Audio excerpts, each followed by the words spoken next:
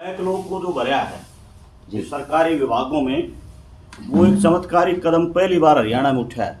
1996 से अब तक बैकलॉग जो भरा गया है, ये अति सराहनीय कार्य हमारे आयुक्त के द्वारा किया गया है।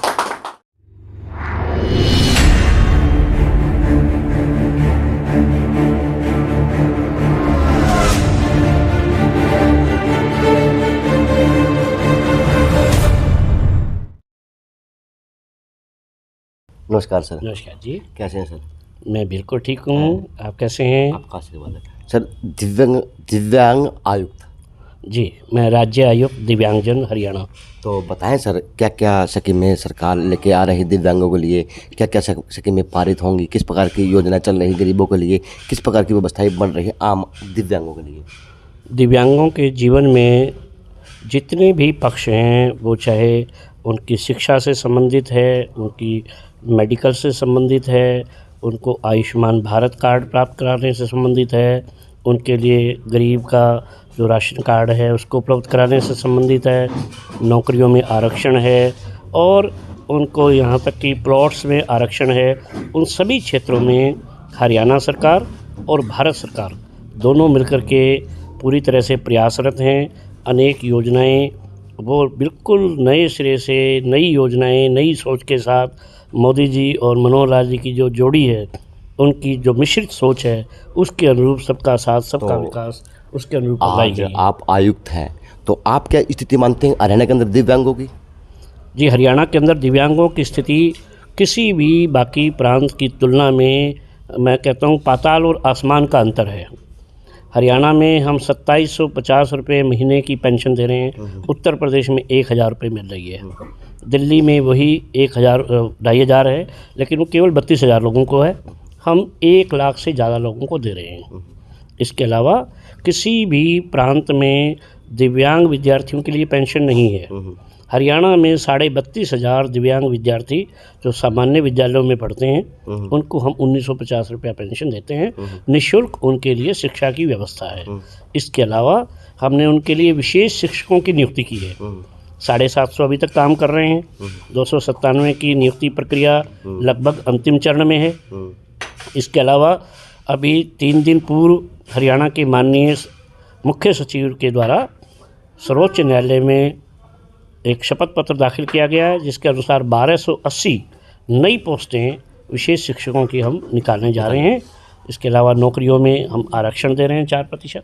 जी सर, लेकिन कह सकते हैं कि साल भर से तो यहाँ पे दिव्यांग धरना प्रदर्शन कर रहे हैं, उनकी जायज़ मांगे हैं, कोई नाजायज़ मांगे नहीं है। वो रैंप मांग रहे सरकार से, प्रशासन से। सर, यहाँ पे अगर मेडिकल में जाएं तो उन दिव्यांगों की पेंशन नहीं बन पाती सर, वो भी जगह चक्कर काट रहे हैं सर। अगर यहाँ पे किसी अधिकारी के पास जाएं तो सर जाने के लिए उनके पास सुविधाएं नहीं है सर। अगर रिक्शा की बात हो तो वो लाइन में है, अगर सर राशन की बात हो तो वो लाइन में है सर। वो दुखी ही दुखी दिख रहा है इस प्रदेश के अंदर। सर कुछ तो बताएं, दिव्यांग क्या कहाँ पे ठीक काम करें सर? पहली बात, आपका ये कहना सही नहीं है कि वहाँ सभी दिव्यांग बैठे हैं। कहाँ पे सर? जिसका आपने जिक्र किया है, जी जी, शहर के प्रमुख लोग हैं, मैं इनसे बुझवा दूं। जी, मुझे भी पता है, मैं 2 बारी मैं भी गया हूँ। जी सर, मुझे जानकारी में है कि यहाँ लगभग 60 दिव्यांगों के ग्रुप हैं जी, 60 प्रधान हैं जी, और उनमें से कोई एक प्रधान के का ग्रुप वहाँ पे बैठा है जी। तो बाकी 59 अगर कष्ट है तो 59 लोग ज़्यादा है ना। 59 प्रधानों के 59 ग्रुप, 59 उनके ऑर्गेनाइजेशन हैं, वो क्यों नहीं बैठे? ये भी एक प्रश्न है। दूसरी बात, आपने कहा कि उनकी बहुत सारी मांगें जायज़ हैं। मैं कह रहा हूँ बहुत सारी नाजायज़ भी हैं। कुछ जो जायज़ मांगें, जिनमें से आपने एक का जिक्र किया, रैंप की बात जी। सभी हरियाणा के विद्यालयों के अंदर दोबारा से रैंप बन रहे हैं, लिफ्टें बन रही हैं। जहाँ पर प्रथम तल, सेकंड तल है, सभी बैंकों में ये प्रक्रिया हुई है। हरियाणा के 14 विश्वविद्यालयों में ये काम हो चुका है। उन्होंने कार्यपालन रिपोर्ट प्रस्तुत की है। इसके अलावा जो अन्य हमारे ऑफिसेज हैं, उनके अंदर भी सुगमता का ये कार्यक्रम, क्योंकि हथेली पे सरसों जमाने का काम है। मेडिकल का जिक्र किया है आपके आगे जी, मेडिकल के बारे में बताएं। जी, मैं उस विषय को पूर्ण करूं तो सुगमता की जहाँ तक बात है, ये मांग जायज़ है, लेकिन ये मांग पूर्ण ना हुई हो या उसमें कार्य ना चल रहा हो तो धरने पे बैठना कहीं सर जायज़ वो हो तो सकता है? राजनीतिक मान सकते हैं, उनका तो काम है राजनीतिक, 60 ग्रुप बने हुए हैं, 60 ग्रुप राजनीतिक। लेकिन सर आप तो आयुक्त हैं सर, आपका काम तो राजनीति नहीं करना सर। सर आपकी तो कलम चलनी सर, आपने वही जो बातें हैं वो दिव्यांगों की बातें सर वही मुख्यमंत्री साहब तक पहुँचानी है, वो उन पर अमल होगा सर। जैसे आपने SC/ST के अंदर सर इतना बढ़िया काम सुथरा काम किया सर, दिव्यांगों के लिए 4 से 5 पोस्टें बढ़वा दी सर, अच्छी बात है ना, पहल तो अच्छी है सर। जी जी। तो मैं निवेदन ये करना चाहता हूँ कि धरने देने का कोई कारण नहीं है, क्योंकि यह मांग ऑलरेडी पूर्ण हो चुकी है। जहाँ तक कार्यालयों में जाने की बात है, धक्के खाने की और लाइन में लगने की बात है, बिल्कुल आवश्यकता नहीं है। लेकिन दुर्भाग्य ये है, जो लोग कुछ भोले भाले दिव्यांगों को वहाँ बैठने के लिए मजबूर करते हैं, वो उनको ये नहीं बताते कि भैया आपके पास जो मोबाइल है, सिर्फ इस मोबाइल में लिखना है, आपको लिखना नहीं आता तो हम सिखाएंगे, वो सिखाते नहीं हैं। वो पोर्टल नहीं बताते, इस पे आप कंप्लेंट कीजिए। लेकिन सर पोर्टल काम भी नहीं करे सर, बिल्कुल 100% डिपार्टमेंट पोर्टल काम भी नहीं किसी करे सर। डिपार्टमेंट का करता हो या ना करता हो, लेकिन राज्य आयुक्त दिव्यांगजन का पोर्टल 24/7 करता है। और कोई ये बता दे कि 5 मिनट भी इसने काम नहीं किया पिछले 2 साल से, ठीक है, उसका जूता मेरा सिर। मैं बहुत बड़ी बात कह रहा हूँ। लेकिन बात तो आपकी जायज़ है, आपने कह तो दिया, लेकिन सर वास्तविकता में जो धरातल की बात है वो उस पर नहीं दिख रहा धरातल पे मैं कह रहा हूँ, उसकी बात मैं धरातल की बात कर रहा हूँ। हरियाणा विकसित राज्य है। हरियाणा के लोगों ने, बच्चों ने आज दुनिया के बाज़ारों में, दुनिया की बहुत चुनौतियों में भारत के तिरंगे को लहराया है।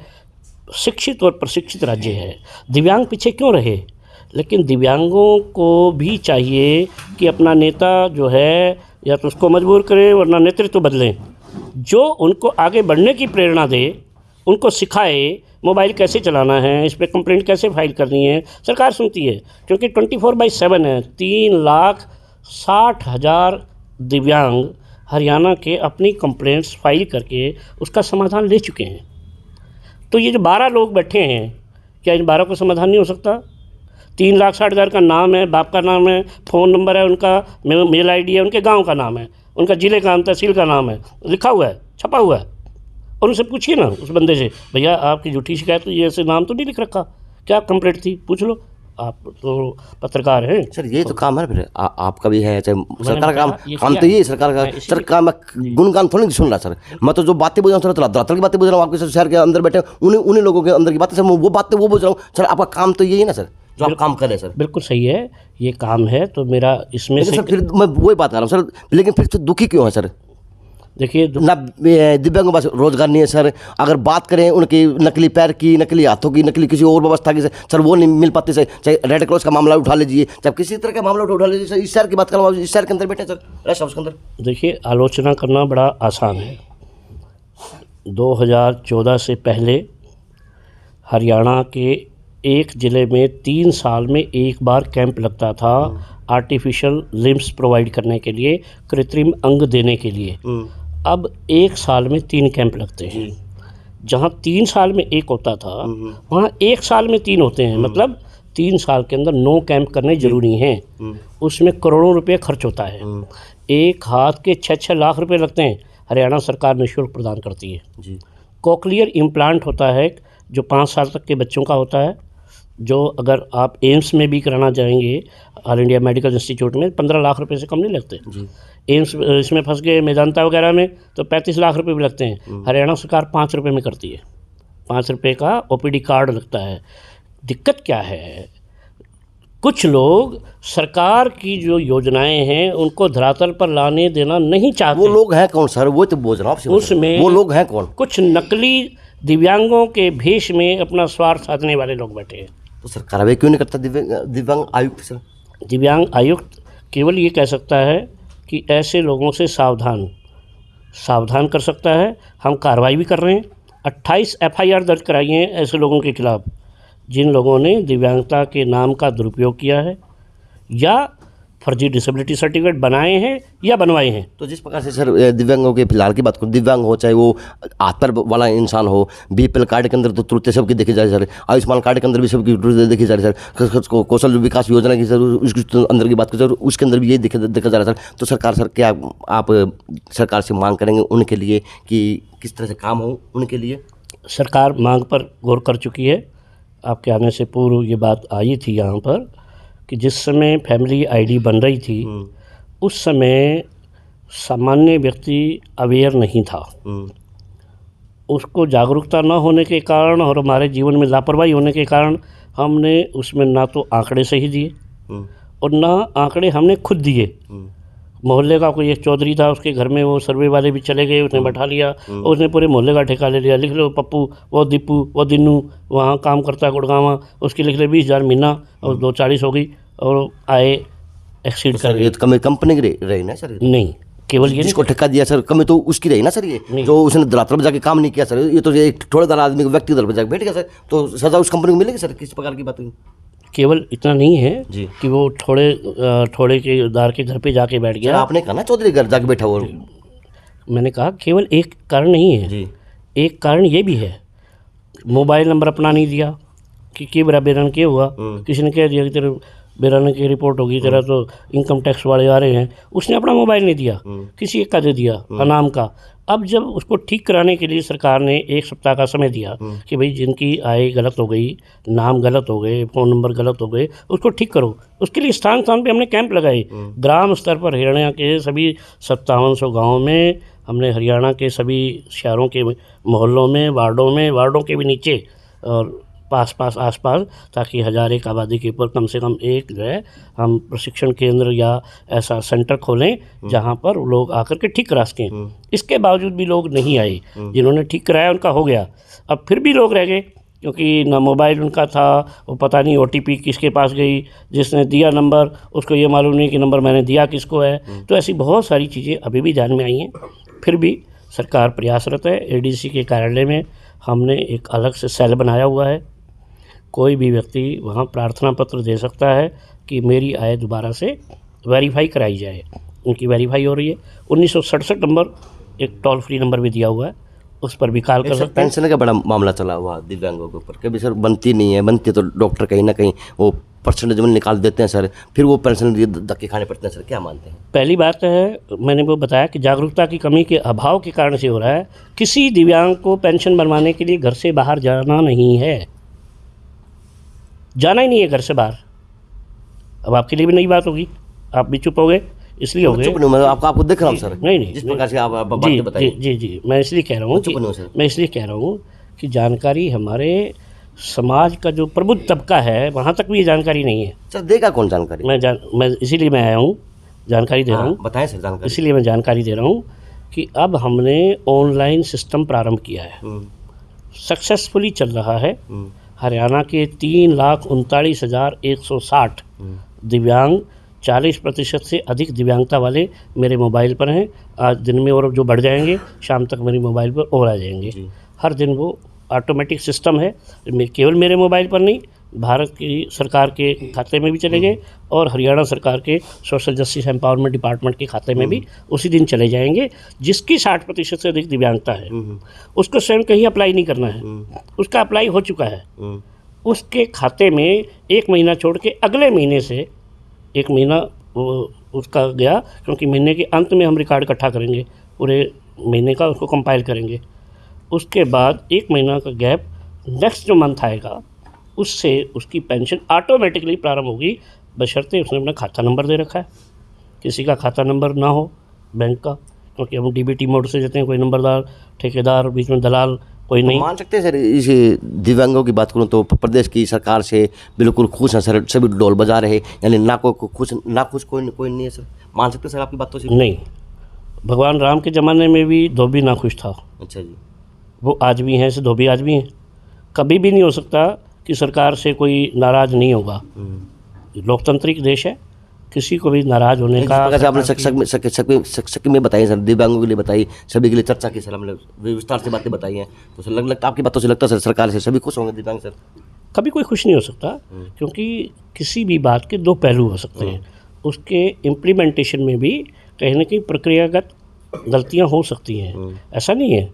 कोई भी सिस्टम दुनिया का फुल प्रूफ हो ही नहीं सकता, संभव नहीं है। और ऐसा मैंने भी कभी दावा नहीं किया, ना हमारे मुख्यमंत्री दावा करते हैं। हम आलोचना को आमंत्रित करते हैं, लेकिन वो आलोचना आपकी होनी चाहिए एक सकारात्मक आलोचना इस रूप में हो कि आपने ये कहा, लेकिन ये देखिए ये कमियां हैं, ये इसमें आ रही हैं, ये आइए, लेकिन कुछ नहीं हो रहा, कुछ नहीं हो रहा, कुछ नहीं हो रहा, कुछ कर नहीं रहे आप, कुछ नहीं होता, नहीं, सब दुखी हैं, सब मरे पड़े हैं, सब, ये भी गलत है। सुना जी, नमस्कार।